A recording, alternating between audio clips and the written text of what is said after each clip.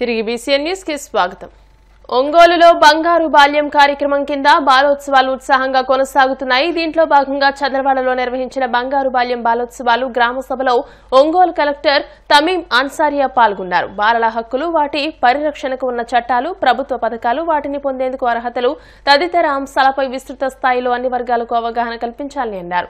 గ్రామ, మండల, డివిజన్ స్థాయి పోటీల్లో విజేతలకు జిల్లా స్థాయిలో పోటీలు నిర్వహించి ఈ నెల 20వ తేదీన ఒంగోలులోని మినీ స్టేడియంలో ముగింపు ఉత్సవాలు నిర్వహిస్తామని తెలియజేశారు. అలానే జిల్లాలోని 0 నుంచి 18 ఏళ్ల బాలల హక్కుల పరిరక్షణ, వారి సర్వతోముఖాభివృద్ధికి నిరంతరం కృషి చేసేలా సంబంధిత శాఖల అధికారులతో గ్రామ, మండల, డివిజన్, జిల్లా స్థాయిలో ప్రత్యేక కమిటీలు ఏర్పాటు చేశామని అన్నారు. జువెనైల్ జస్టిస్ యాక్ట్ చిన్న పిల్లల కోసం ఒక యాక్ట్ ఉంది. దాంట్లో చిన్న పిల్లలతో ఎవరైతే సింగిల్ పేరెంట్, నాన్న ఉంటారు, అమ్మ ఉండరు, అమ్మ ఉంటారు, నాన్న ఎవరు, అటువంటి సింగిల్ పేరెంట్, ఒకే ఒక పేరెంట్ ఉన్న వారు పిల్లల అందరినీ కూడా, ముఖ్యంగా విధవ ఆమె తర్వాత ఆయన వదిలి వెళ్లిపోయిన మదర్ ఉంటారు, వారు పిల్లలు ఉంటారు, తర్వాత ఇటువంటి డివోర్స్ అయి ఉంటాయి, విడో ఆర్ డెసర్టెడ్ మదర్, వారు పిల్లల్ని గుర్తించడము. అదేవిధంగా స్కూల్ని మిడిల్లోనే ఆపేసి 8th వరకు చదివి ఉంటారు, తర్వాత స్కూల్కి వెళ్ళకుండా ఆపేసి ఉంటారు, అటువంటి పిల్లల్ని మనం గుర్తిస్తాము. చదువు దాని వలన ఏం చేస్తారు, వారి పిల్లలకు చదువు ఆపేస్తారు. ఆపేసి 8th స్టాండర్డ్ 9th స్టాండర్డ్ లో గర్ల్ చైల్డ్ అంటే వారికి పెళ్లి చేసుకోవడానికి అరేంజ్ చేస్తారు. ఎందుకంటే వారు అమ్మ నాన్నకు ఒంటిలో బాగలేదు, త్వరగా పెళ్లి చేసేస్తాము, బాధ్యత పూర్తి అవుతుందని చేస్తారు. సో అందుకే అటువంటి పిల్లలు ప్రతి ఒక్క విలేజ్ లో కూడా వారిని ఐడెంటిఫై చేసి మనం ఏం చేయము, వారిని గుర్తించి వారి కోసం వారికి స్కూల్కి పంపించడం. కొంతమంది పిల్లలకి ఎవరైనా 14 years దాటిన వారికి చదువు సరిగా రావట్లేదు, మేడం నాకు వేరే ఏదైనా స్కిల్స్ ట్రైనింగ్ ఇప్పించండి, ఆర్ మనము డైరెక్ట్ గా ఓపెన్ స్కూల్లో చదివించండి అని ఉంటే దాని వ్యవస్థ కూడా మనం చేస్తాం.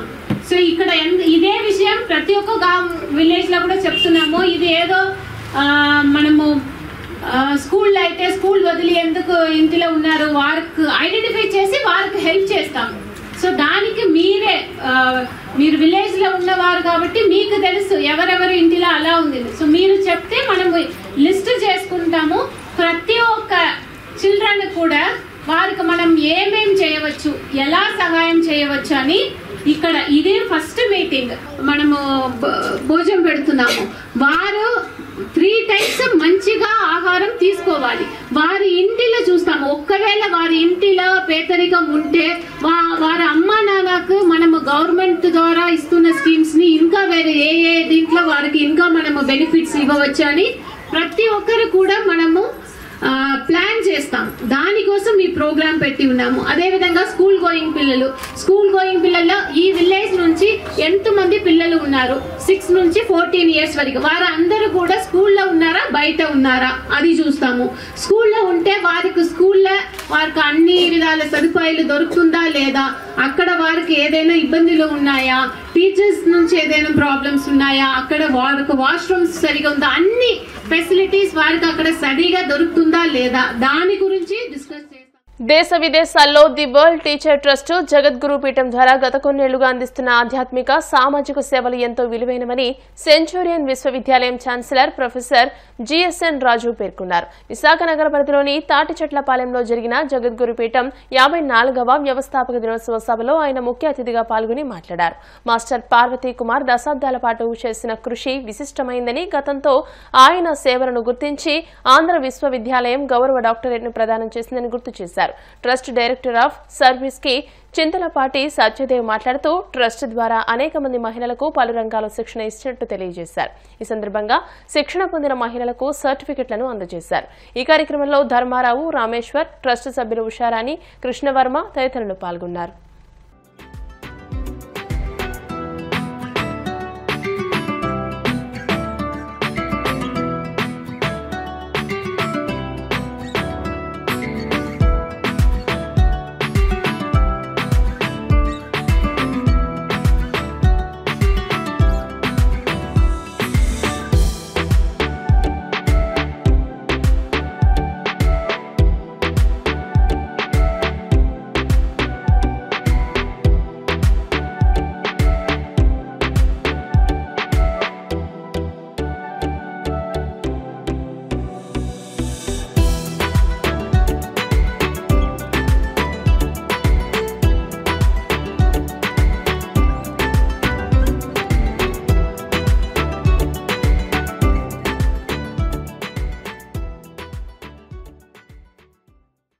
54వ వ్యవసాయ దినోత్సవం కాబట్టి ఈరోజు విశాఖపట్నంలో తహసీల్దార్ నిర్మాణం చేయబడిన మాస్టర్ జీకే సంస్థానంలో 40 మంది శిక్షణ పొందారు. వృత్తి విద్యలలో వారికి గవర్నమెంట్ ఆఫ్ ఇండియా సర్టిఫికేట్ ఇవ్వడం జరిగింది. ఈ కార్యక్రమంలో Centurion University vice chancellor professor G S Raju garu ముఖ్య అతిథిగా పాల్గొన్నారు.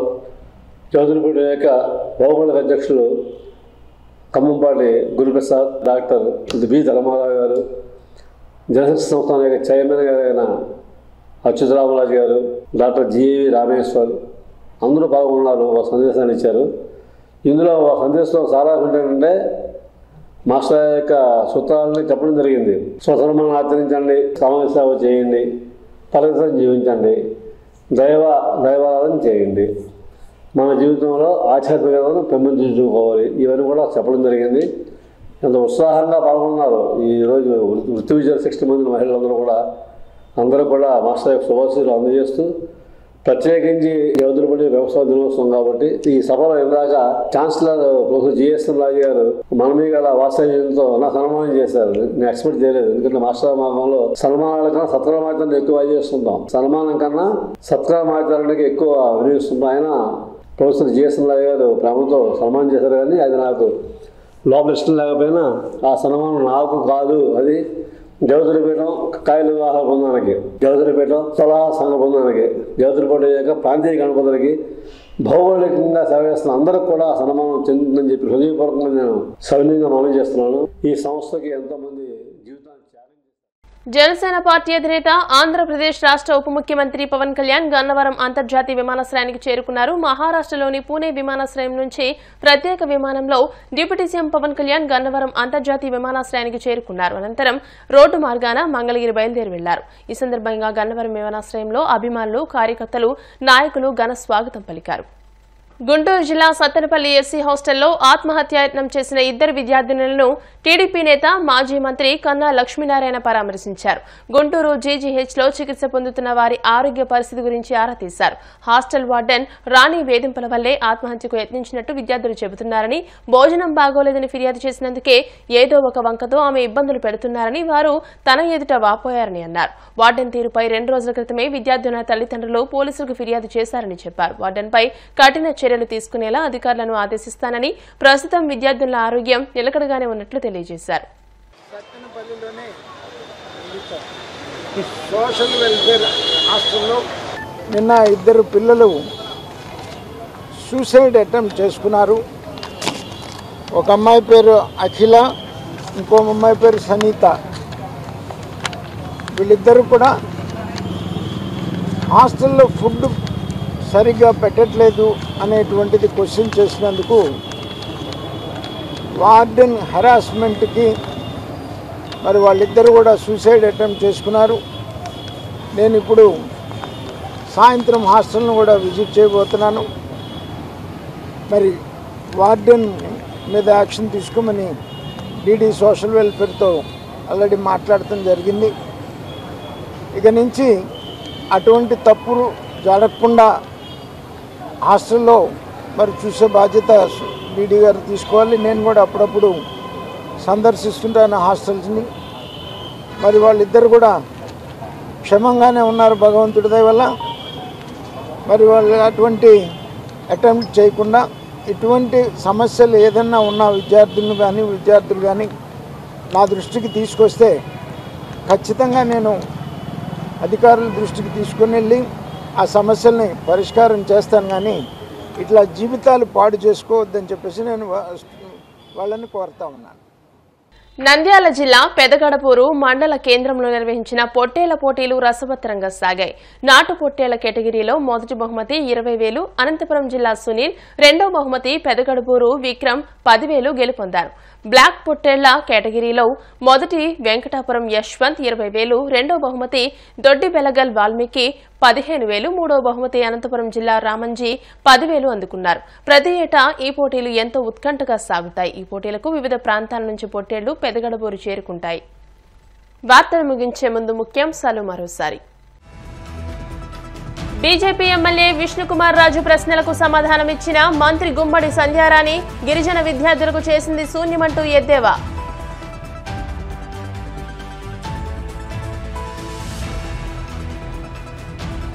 టీటీడీ కొత్త పాలక మండలి తొలి సమావేశం, కీలక నిర్ణయాలను వెల్లడించిన చైర్మన్ బిఆర్ నాయుడు.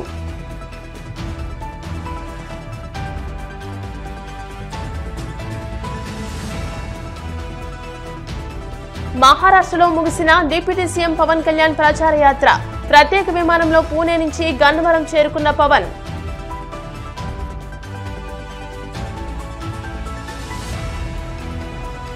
గుంటూరు జిల్లా సత్తెనపల్లి ఎస్సీ హాస్టల్లో విద్యార్థినులకు పరామర్శ, వార్డెన్ తీరుపై అసహనం వ్యక్తం చేసిన మాజీ మంత్రి కన్నా లక్ష్మీనారాయణ. ఈ వార్తలు ఇంతటితో సమాప్తం. మరిన్ని వార్తల కోసం BCN digital YouTube channel, Facebook page ని ఫాలో అవ్వండి. అప్డేటెడ్ వార్తల కోసం ప్లీజ్ సబ్స్క్రైబ్.